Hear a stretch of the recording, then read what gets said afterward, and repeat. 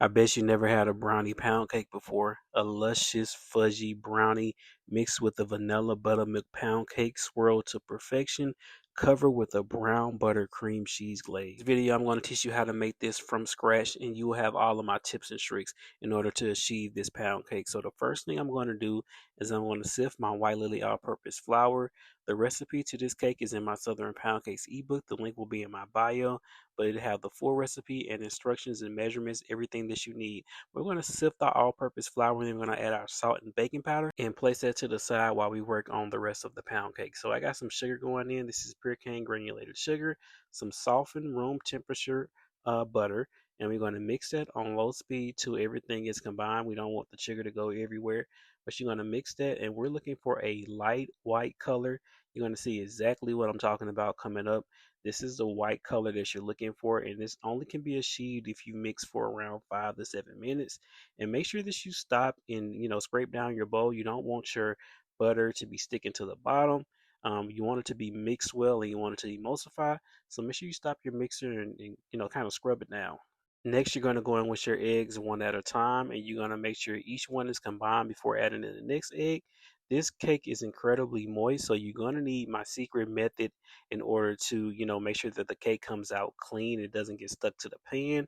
So I am excited to share that with you guys, but you want to scrape down your bowl when you add in your eggs. So about halfway through, just give it a scrape down, making sure that everything is fully incorporated. So now once I have all of my eggs mixed in and is properly emulsified, I'm going to add some vanilla extract to some buttermilk. And what I'm going to do is alternate this vanilla buttermilk mixture with our flour mix that we did at the beginning of the video. Remember, you want to start and end with flour. That is super, super important. This cake is incredibly moist, so you do not want this cake going wrong by doing your wet before your dry. So definitely coat your mix in flour. That is super important, and this is what you see me doing here. But like I said at the beginning of the video, this cake is super moist and is also dense and fudgy. It's like a marble pound cake taken to the next level. It is so delicious. So you see me here adding in a third of my flour mix, and I'm just alternating that with my vanilla buttermilk mix. And remember, we're starting and ending with flour. Make sure you keep those in mind. But you will have the full recipe in my ebook that will actually just outline everything for you guys so that you guys don't forget nothing. Also, you don't want to go over a low speed, whether you're using a hand mixer or a stand mixer. Make sure that it is always on low speed so you don't develop any gluten. So now get your favorite brownie mix. We're not going to be using all of it, but we're going to be using a good portion of it. And you just follow your box's instructions, and you just see me making up the brownie mix. And now here comes the important part, the part that you need to pay attention to the most. You want to spray your pan down with Pam's baking spray. You want to make sure it's fully covered. And also, you want to add some sugar, and you want to use it like you would use flour that you are coating your pan with. So you have your Pam's baking spray, and then you just want to add your sugar and kind of dust it around. I did not do that, and you're going to see that it kind of stuck a little bit. So just for your I forgot to do it. So just for your pound cake, make sure you dust it with some sugar.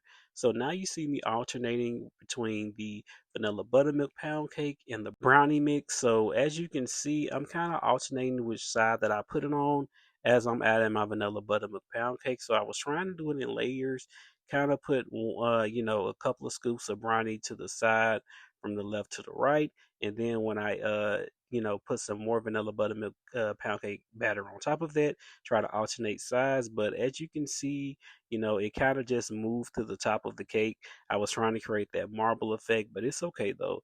If you guys have a toothpick, you can kind of swirl it around.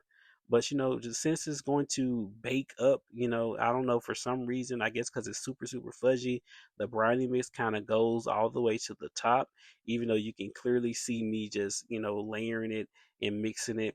But sometimes it just does that. So I don't know if it's going to happen to you, but I just wanted to put that out there. But if you want more of a layering effect, maybe put a little bit more pound cake mixture in between your brownies or your brownie layers, and maybe that'll help it not sink all the way to the top of the cake. As you can see, what you will see at the end of the video. You're going to have a little bit of brownie mix left over, so just kind of put that in the refrigerator or bake it off. It's just regular brownie. And once you bake this on 325, it's going to come out looking like this. Now mine's did kind of get stuck to the pan because I didn't douse it with sugar, but that's okay.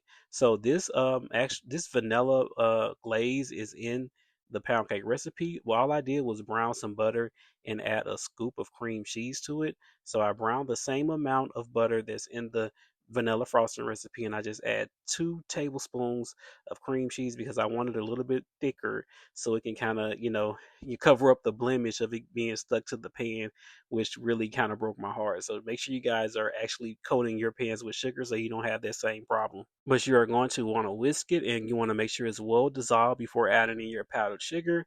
Most people sift their powdered sugar. I never had any problem with having clumps or having lumps in my glaze, but if you do have that, make sure you are mixing your frosting in a microwavable bowl so that way you can, kind of heat it up in the microwave and get rid of those lumps. But as you can see, this glaze is beautiful. It is thick, it is glossy, it's full of brown butter and cream cheese flavor. And as you guys can see, this pound cake is delicious. Let me pull it out for you guys. Just look at how delicious that pound cake looks. If you want the full recipe to this cake, click the link in my bio. You will not regret it.